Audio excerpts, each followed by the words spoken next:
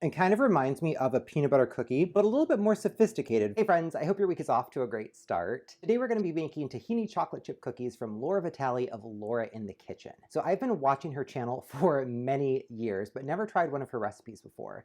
I saw this video last week and I had all the ingredients on hand, so I knew it was meant to be and I had to try this one out. If you're a fan of Laura in the Kitchen and you have a favorite recipe that you're wanting to see, let me know in the comments down below and I'm happy to try some out for you. But without any further ado, let's get right into this. Well, I've got my AP flour. To that I'm adding kosher salt along with baking soda, and we'll whisk this to combine. With this evenly incorporated, we can move on to creaming the butter and sugar. So here in the bowl of our stand mixer, I'm going to add in some room temperature unsalted butter, along with granulated sugar and light brown sugar. And we're going to cream this all together, so I'm going to use my paddle attachment that's fitted with the scraper beater. This will speed up the mixing time by up to 60%. So I'm going to start off over low speed just to get the sugar moistened by that butter, and then we'll crank it up to medium-high and cream it until smooth. All right, so that sugar is looking well moistened. I'm going to crank this up to medium-high.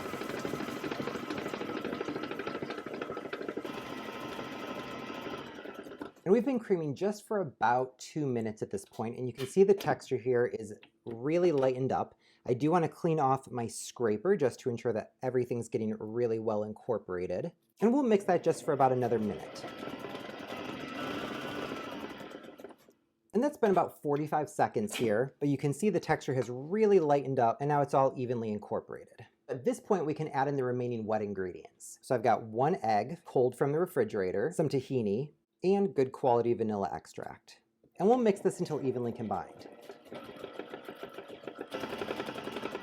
So that's been about 30 seconds. I do want to do a quick scrape down just to make sure that we're getting everything evenly incorporated.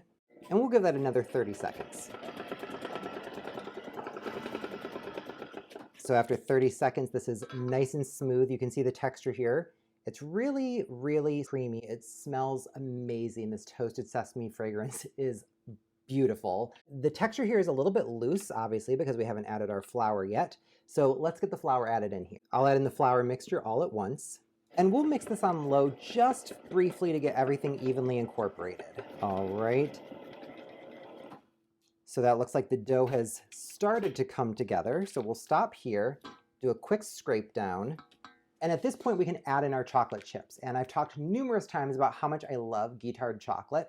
However, today I'm using these chocolate chips from Imperfect Foods. On my banana bread video, I talked about my most recent order and I was experimenting with all these different pantry items. I really like these. They're semi-sweet. They're cute little discs like this, a little bit irregular in shape, but the overall flavor of these is quite nice. Again, I've got my code in the description box down below. If you want to try out Imperfect Foods, you'll get $10 off your order. I'll get $10 off my order. So everybody wins. So we'll add these in all at once as well. And then we'll mix just briefly to get those chocolate chips incorporated. All right, and that was just a quick 15 seconds of mixing to get the chocolate incorporated in there. And now we're ready to portion this up. The dough does need to chill for a minimum of 3 hours and up to overnight before baking it.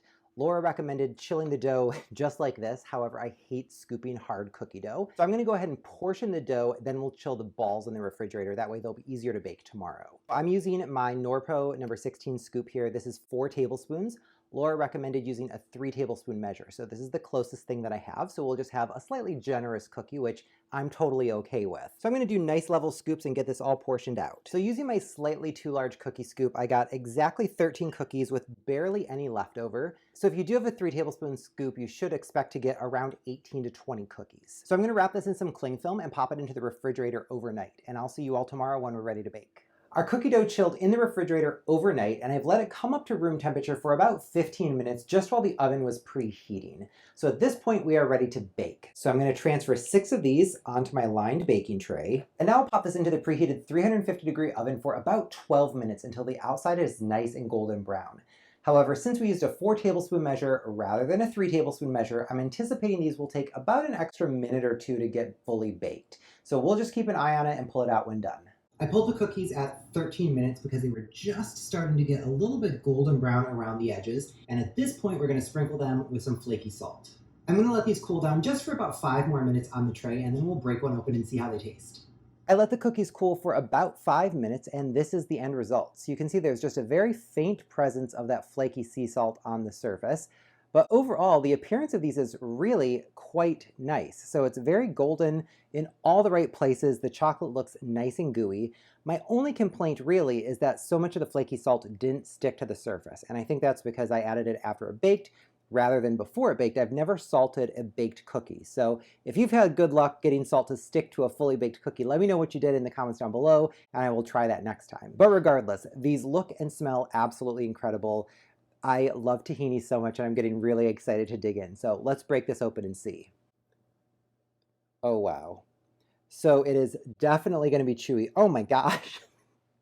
There is so much chocolate inside of this cookie. This is wild. I really like those chocolate wafers from Imperfect Foods. They're really cute.